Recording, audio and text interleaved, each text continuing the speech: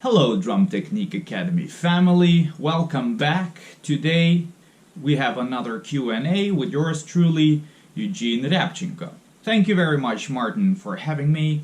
Today's main topics are swivel technique, the pressure swivel, the ankle swivel, heel-toe double strokes, my kind of approach for double strokes for feet, as well as push-pull hand technique, and my view on the approach and how to do it and how I do it. As well as there are a few, let's say, theoretical questions that have been asked, so we're gonna go through those briefly. Okay, now we're gonna go into the basics of the swivel technique, basically how do you start using swivel. And I'm gonna just combine two questions together because they're about the same topic. So this is going to be a question from Christoph. My question about swivel, how did you start it? I tried it after Sebastian's course, but have still problems to get the motion down. What muscle groups do you use? And basically the same from Alan. I'm still working on developing a solid ankle technique, but I'm curious towards swivel technique as well. It's often described as a technique that can be practiced at slower tempos. Could you please share some tips on how to get started doing the swivel motions, starting tempos, and so on? Okay, so as mentioned before, I've already talked about this, and also the guys in the questions actually mentioned that they are developing their ankle technique, so they're working on it, and this is something that, in my opinion, is essential, that you start building your swivel technique with a solid ankle technique. So, because a lot of this is based on isolating the upper leg muscles, of course, and the swivel on its own, the ankle swivel, the swivel that comes from the ankle, so the vertical pushing down swivel is based on the ankle motion, and it is just like a extension of the ankle motion, basically like an additional life hack in order to make your muscle pain go away easier, so to say. So definitely the sitting position is very, very important. This is something that I already mentioned, that I prefer to sit like farther back on the chair. So right now I can just take off my legs from the pedals and my upper body balance is not affected, as you can see. And this is something that you want to start with, because what you want to do is have your body weight centered around the drum throne, around the chair. You don't want to lean into the pedals like if you would do that with full leg motion, heel up, or the pressure swivel, which is, although I also don't lean too much into the pedals, I apply pressure, but it's a little bit different, okay? So for now, you want to center your body weight over the chair like this.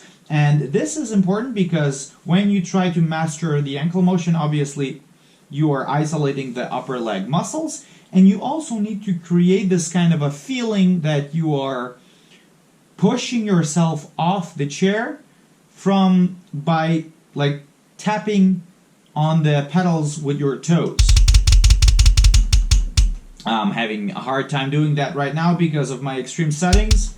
I'm just gonna do it with my right foot and left foot separately, okay? So I'm trying to push myself off the drum throne, like playing away from the bass drum. I have already talked about this concept as well in some other videos. So not with your full body weight in here, but pushing yourself off the chair, okay? And this is essential. So with the swivel, doesn't matter which one, like ankle swivel, pressure swivel, you want to do this, okay? So, and that's one thing. Right now, I'm going to just quickly readjust my pedal settings. Hopefully, it's going to be easier for me to demonstrate and feel the whole thing to show you how to utilize swivel and based on the ankle technique, okay?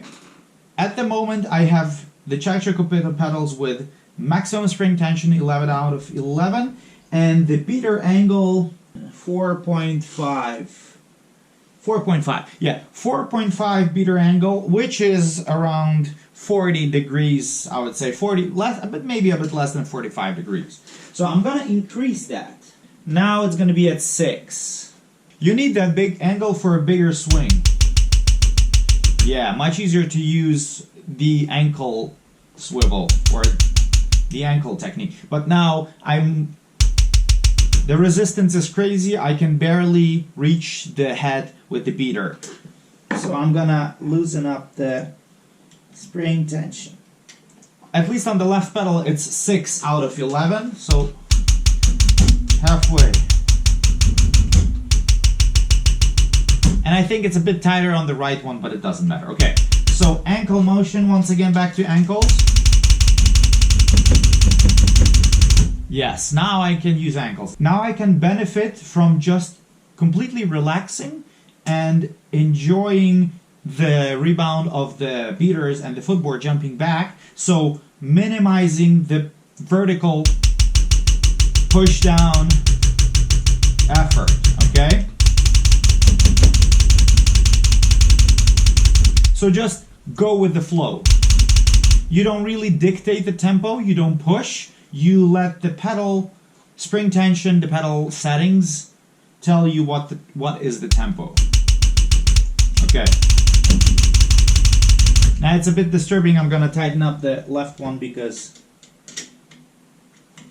it's not the same as the right. Yeah, much better. Okay, so you got the ankle technique down. And what you try to do, you just try to push, keep playing relatively fast. Let's say as fast as you can for as long as you can, and you will eventually, most probably, feel your shin muscles burning.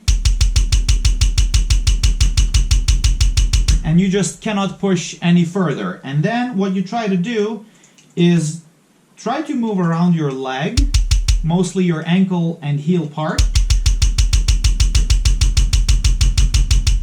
trying to get rid of the pain. So this would be the equivalent of doing this. Imagine that you're lifting something very heavy, okay, like and you kind of hurt your muscles. So like when your muscles are under a lot of tension after while lifting something very heavy, you feel like the pain accumulating, and then when you all of a sudden drop it, release it, the pain explodes and it's even worse, and then you do this and it's like and you try to shake off the pain.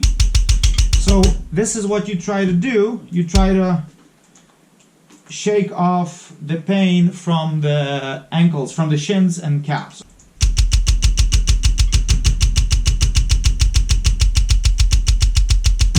Same like with your hand. If you would be playing like this and you try to kind of, it hurts, and you start doing this, okay?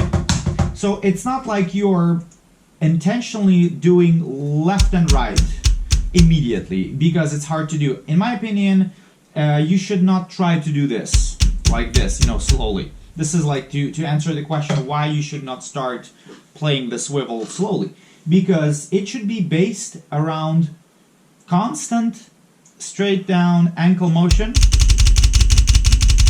and then just trying to find the way to get rid of the pain by just doing this a little bit. And then with time, it's gonna evolve into the swivel where you're gonna be intentionally doing left and right, okay? So for me, the way it developed for me personally, when I was getting into swivel, I was using ankles, and I started swiveling with my right foot only, because at that time I had maybe like 180, 190 was my maximum, and I was trying to blast with one foot all the time, which is like very slow, at least in comparison to the tempos that I play now. But this way, of course, my right foot was more developed. In a way, I felt more control. And I tried to add the swivel gradually only for the right foot. So I am not a big supporter of teaching your separate limbs to do certain things. I rather prefer to have the strong side playing on its own or both sides together, but not the left side on its own, because that would lead the left side to become the leading limb, which is something I try to avoid, okay? But in this particular case, I would recommend you to do right only, left only, okay? Because you just need to understand this motion of trying to relax, and then you're gonna combine them together. So doing ankles, and I was just adding the right one at the time. So just the right one, swiveling, and I just didn't understand the concept, so I was just doing this. So yeah, I'm having a hard time doing that because my left wants to swivel automatically. So the key in developing this kind of unintentional swiveling, trying to shake off the pain, is Do you want to know how you can watch this full lesson? Just sign up at www.drumtechniqueacademy.net. Drumming, as you know, is a lot like gravity. All it takes is a little push.